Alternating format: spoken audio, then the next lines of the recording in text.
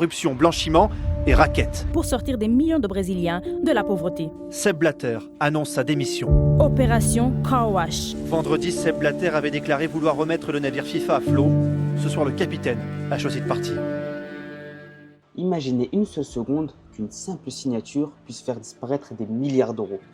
Qu'un simple contrat signé puisse changer le destin d'un pays tout entier. La corruption est souvent associée à quelques billets discrètement glissés dans une enveloppe.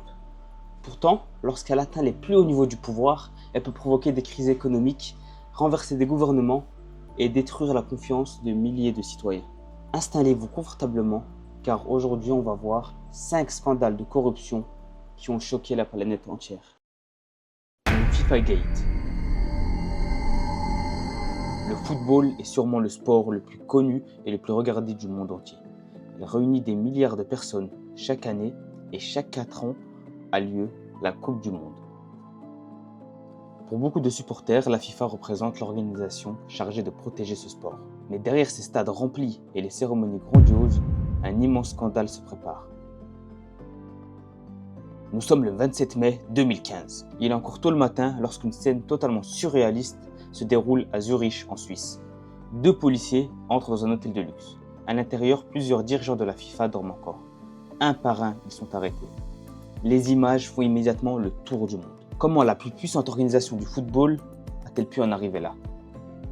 En réalité, ça faisait déjà plusieurs années que le FBI enquêtait. Selon les procureurs, certains dirigeants de la FIFA auraient accepté des dizaines de millions de dollars de pots de vin. En échange, ils auraient favorisé certaines entreprises pour les droits télévisés, les contrats marketing ou encore même certains pays auraient été favorisés pour l'organisation des tournois majeurs. Le scandale est colossal. L'image de la FIFA s'effondre. Quelques jours plus tard, son président historique, Sepp Blatter, annonce sa démission. Il sera ensuite suspendu de toute activité liée au football. Ce mandat n'a pas le soutien de l'intégralité du monde du football et j'entends par là des supporters, des joueurs, des clubs. C'est pourquoi je remettrai mon mandat à disposition. Très rapidement, des questions apparaissent. La Coupe du Monde 2018 en Russie, 2022 au Qatar, ont-elles été accordées de façon légitime? Plusieurs enquêtes sont ouvertes, des accusations de corruption émergent. Même si les compétitions sont finalement maintenues, cette affaire laisse une trace durable dans l'histoire du football. Pour beaucoup de supporters, la confiance est définitivement brisée. Ils découvrent que derrière les plus grands événements sportifs du monde se cachent parfois des intérêts financiers énormes. Et ce n'est pourtant que le début. Car les prochaines histoires vont vous montrer qu'il est parfois possible de ne pas seulement corrompre une organisation, mais influencer un État tout entier. Siemens, lorsqu'une multinationale achetait ses contrats. Siemens, l'entreprise allemande que vous connaissez sûrement, qui vaut des milliards d'euros et qui emploie plus de 300 000 personnes, depuis plus de 170 ans, elle est connue de sa fabrication de trains, de centrales électriques, des équipements médicaux également, ou encore des systèmes de télécommunications. C'est l'une des plus grandes entreprises industrielles au monde.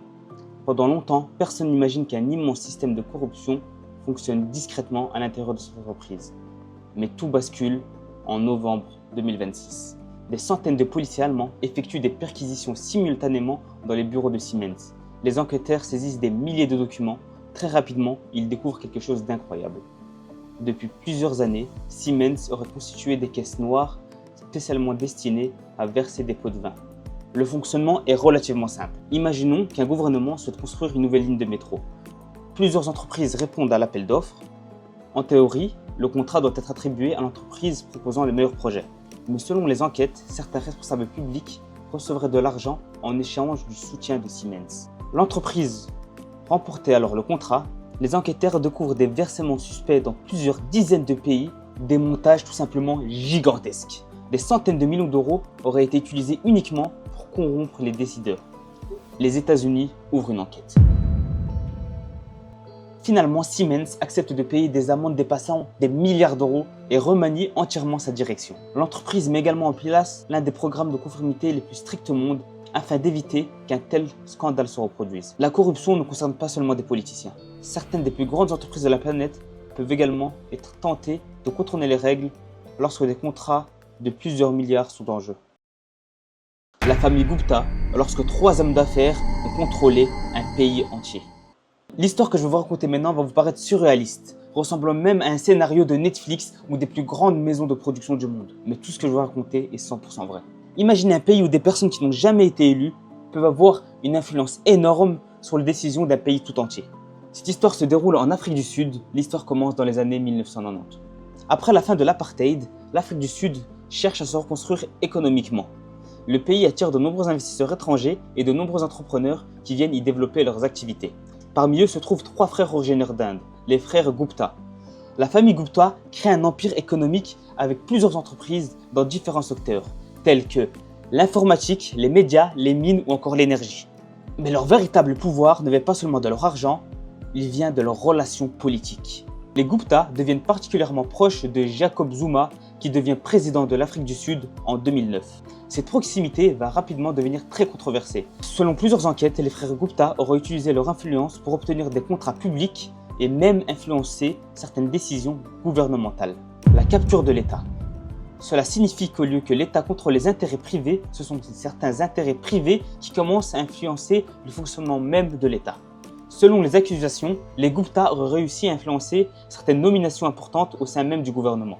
Des personnes proches de leur famille auraient obtenu des postes stratégiques. Certaines entreprises liées aux Gupta auraient ensuite bénéficié de contrats publics très importants. L'un des épisodes les plus marquants concerne la compagnie énergétique publique sud-africaine Eskom. Cette entreprise essentielle pour fournir de l'électricité à tout le pays aurait été au centre de nombreuses accusations de mauvaise gestion et de corruption. Des journalistes enquêtent, des lanceurs d'alerte témoignent et la population commence à demander des explications. Car certes, les contrats sont attribués aux frères Gupta, mais les contrats ne sont même pas remplis jusqu'au bout. Des installations laissées à l'abandon, des chantiers jamais finis, le pays tombe en ruine. Une commission d'enquête officielle est finalement créée, la commission Zondo. Son objectif est d'étudier les accusations de corruption et de comprendre comment certaines institutions publiques auraient pu être utilisées à des fins privées. Les conclusions de cette commission décrivent un système complexe dans lequel les responsables politiques et des hommes d'affaires auraient travaillé ensemble pour obtenir des avantages financiers. Face à la pression grandissante, Jacob Zuma quitte la présidence en 2018. De leur côté, les frères Gupta quittent l'Afrique du Sud, ils s'enfuient tout simplement. Ils sont ensuite recherchés dans plusieurs procédures judiciaires. Cette affaire devient l'un des plus grands scandales politiques de l'histoire récente de l'Afrique du Sud. Mais au-delà des personnes impliquées, cette histoire montre quelque chose de plus inquiétant. La corruption n'a pas toujours besoin de prendre la forme d'un billet donné discrètement. Parfois, juste le fonctionnement de relations peut permettre le contrôle total.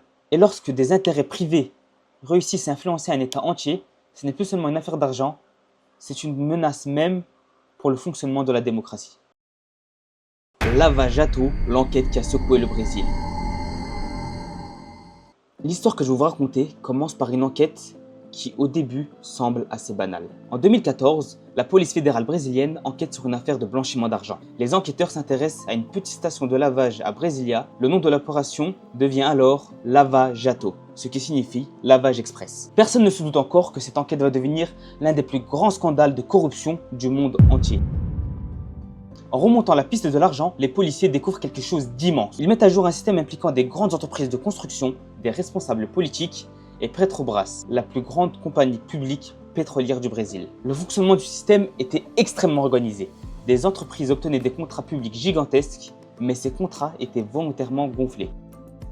Je m'explique. Les entreprises gagnent des milliards grâce au marché public, et certains responsables recevaient une partie de cet argent en échange de leur influence. Pendant des années, ce système aurait permis de détourner des sommes considérables. L'affaire prend une dimension nationale lorsque les enquêteurs commencent à arrêter des dirigeants de grandes entreprises. Des patrons puissants qui se retrouvent derrière les barreaux, mais l'enquête ne s'arrête pas au monde économique. Elle touche également la classe politique brésilienne. Des dizaines de responsables politiques sont accusés d'avoir participé au système. Même l'ancien président lui-même, Luiz Inácio Lula da Silva, excusez-moi pour la prononciation, est condamné dans le cadre de l'affaire, avant que cette condamnation soit annulée pour des raisons liées à la procédure. L'affaire devient extrêmement controversée et divise profondément le pays. Pour certains, Lava Jato représente une preuve irréfutable que personne n'est au-dessus des lois. Pour d'autres, certaines méthodes utilisées pendant l'enquête ont créé des problèmes judiciaires politiques. Mais une chose est certaine, Lava Jato a changé durablement la politique brésilienne. Elle a montré à quel point un système de corruption pouvait être profond, impliqué et dans les plus hautes sphères du pouvoir. Cette affaire rappelle également que la corruption fonctionne rarement avec une seule personne.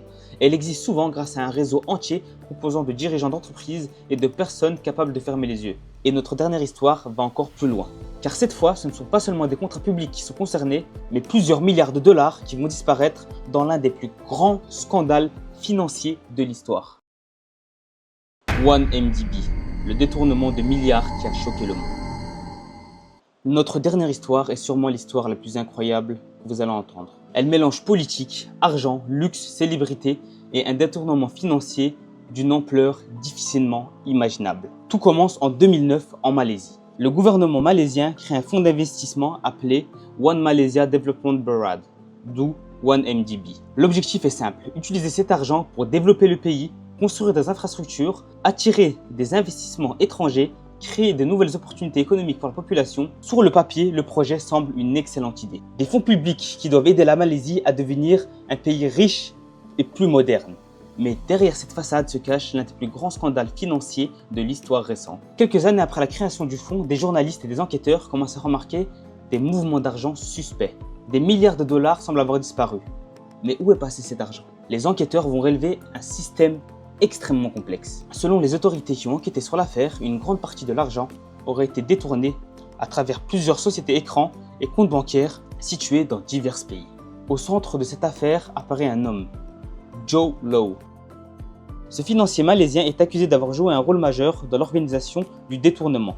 Grâce à des réseaux internationaux, l'argent aurait circulé entre plusieurs comptes afin de rendre son origine difficilement retraçable. Mais ce qui choque particulièrement l'opinion publique, c'est l'utilisation qui aurait été faite de cet argent. Une partie des fonds aurait servi à financer le mode de vie extrêmement luxueux de propriétaires aux États-Unis, des bijoux hors de prix, des œuvres d'art, des voitures de collection, des yachts gigantesques. Mais l'affaire devient encore plus médiatique lorsqu'elle touche Hollywood.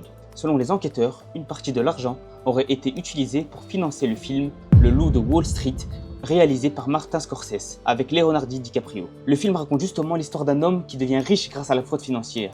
Une ironie qui rend l'affaire encore plus célèbre. Mais derrière cette histoire de luxe et de célébrité se cache une réalité beaucoup plus grave.